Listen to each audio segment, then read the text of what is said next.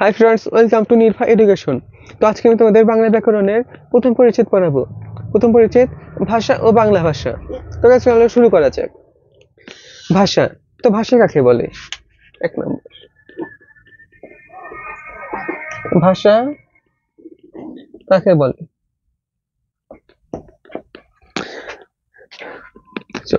ভাষা গলনালী, গলনালী, মুখ বিভার, কণ্ঠ, জিভ, তালু, দাঁত, নাক প্রভৃতি প্রত্যঙ্গ দিয়ে মানুষ নানা রকম ধ্বনি তৈরি করে। এক বা একাধিক ধ্বনি দিয়ে তৈরি হয় শব্দ।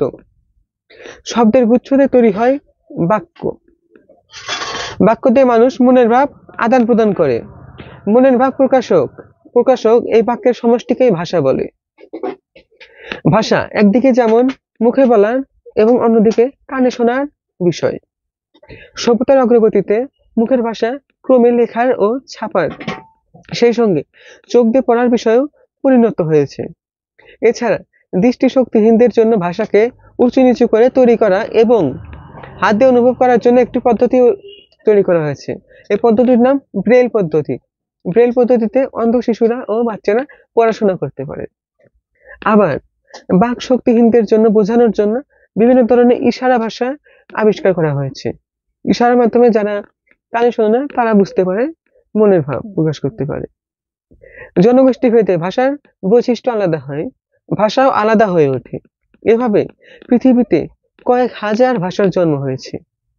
পৃথিবীর প্রধান ভাষাগুলোর মধ্যে রয়েছে চীনা ভাষা, ইংরেজি ভাষা, হিন্দি, হিস্পানি, আরবি ভাষা, বাংলা ভাষা, পর্তুগিজ, রুশ, জাপান, জার্মান, কোরিয়ান, ফরাসি, তামিল, তুর্কি, উর্দু ইত্যাদি।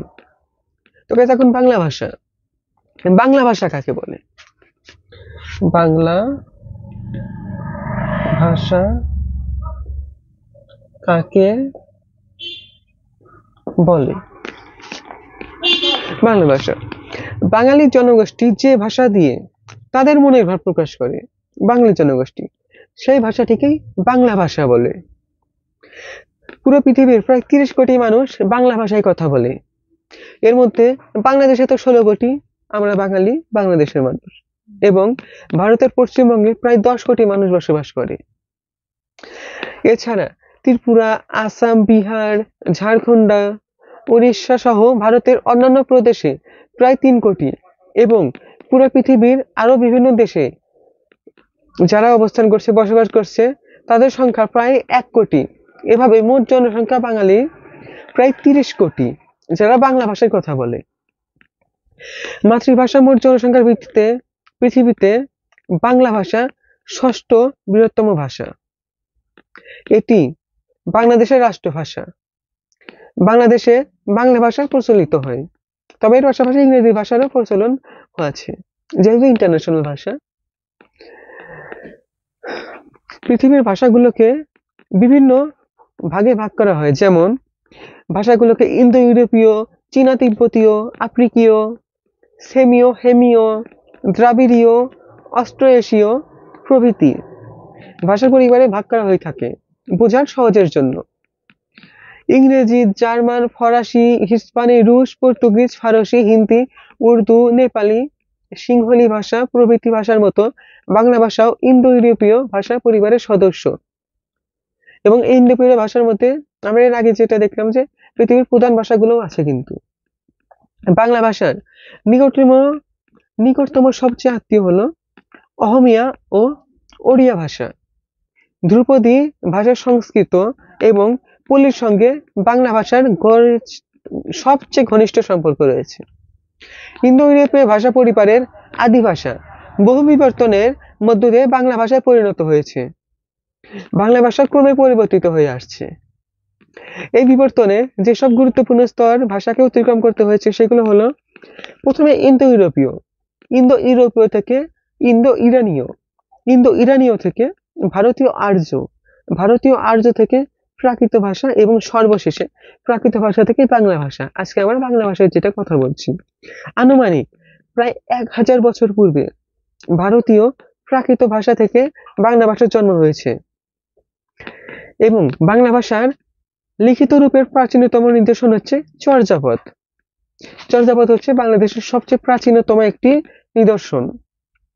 যেটা কোনো একটা জাদুঘরে রাখা থাকতে পারে। বাংলা ভাষার রয়েছে কালগত ও স্থানগত স্বাতন্ত্র্য। 1000 বছর আগেকার ভাষা এবং 500 বছর আগেকার ভাষা আর এখনকার বাংলা ভাষার মধ্যে অনেক পার্থক্য আছে, আকাশ পাতালের মতো পার্থক্য আছে। এমনকি এর কিছুদিন আগে 19 শতকে প্রচলিত বাংলা ভাষার সঙ্গেও এই কালের অনেক আলাদা আছে। বাংলা ভাষা ক্রমে পরিবর্তিত হয়ে আসছে এবং ভবিষ্যতেও পরিবর্তিত হয়ে যাবে। আবার ভৌগোলিক এলাকাভিত্তিক বাংলা ভাষার পরিবর্তন লক্ষ্য করা যায়। ভৌগোলিক বিষয়ে ভাষার নানান বৈচিত্র্য বলার, কথা বলার অভ্যাস এবং বিভিন্ন কারণে এরকমটা হয়ে থাকে। ভাষার এই আঞ্চলিক বৈচিত্র্যকে বলা হয় উপভাষা। তোকে স্যার একটা প্রশ্ন, উপভাষা কাকে বলে? উপভাষা কাকে বলে? উপভাষা কাকে বলে? আঞ্চলিক বৈচিত্র্যকেই উপভাষা বলা হয়, মানে আঞ্চলিক বৈচিত্র্য ক্ষেত্রে যেসব বাংলা ভাষাগুলো রয়েছে সেইগুলোকে। এছাড়াও বাংলা ভাষা রয়েছে নিজস্ব লিপি। এই লিপি কিন্তু খুবই গুরুত্বপূর্ণ আমাদের শিক্ষা দেওয়ার জন্য। আর এই লিপির নাম হচ্ছে বাংলা লিপি। বাংলা লিপিতে সর্বমোট বর্ণ সংখ্যা রয়েছে 50টি। এর মধ্যে এই 50টির মধ্যে স্বরবর্ণ রয়েছে 11টি এবং ব্যঞ্জন বর্ণ রয়েছে 39টি। 39টির মধ্যে যেমন ক, খ, গ হচ্ছে ব্যঞ্জন বর্ণ এবং স্বরস্বরে থেকে ওই পর্যন্ত হচ্ছে স্বরবর্ণ। প্রায় 2500 বছর আগে উপমহাদেশে ব্রাহ্মী লিপির জন্ম হয়। আর ব্রাহ্মী লিপির পূর্ব ভারতীয় শাখা 10ম শতক নাগাদ কুটিল লিপি নামে একটি পরিচিতি লাভ করে। বাংলা লিপি এই কুটিল লিপির বিবর্তিত রূপ। অর্থাৎ বাংলা লিপির এর আগের নাম ছিল কুটিল লিপি, আর কুটিল লিপি বিবর্তিত হয়ে আমরা বাংলা লিপি পেয়েছি। অহমিয়া, বোরো, মণিপুরি প্রভৃতি ভাষাও বাংলা লিপিতে লেখা হয়। সংস্কৃত এবং মৈথিলি ভাষা একসময় এই লিপিতে লেখা হতো। অবশেষে বাংলাদেশের জীবনযাত্রার প্রায় সব ক্ষেত্রে বাংলা ভাষা ব্যবহারের বিষয়টি সরকারিভাবে বাধ্যতামূলক করা হয়েছে, যেটা খুবই ভালো একটা দিক। এছাড়া ভারতের পশ্চিমবঙ্গ ও ত্রিপুরা প্রদেশের অন্যতম দাপ্তরিক ভাষা হলো বাংলা ভাষা।